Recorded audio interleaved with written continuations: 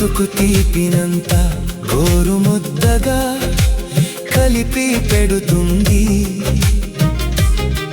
నీ గెలుపు ఓటముల గాథలెన్నో ముడుపులుగా కడుతుంది. బ్రతుకు తీపినంత గోరు ముద్దగా కలిపి పెడుతుంది. నీ గెలుపు ఓటముల గాథలెన్నో ముడుపులుగా కడుతుంది.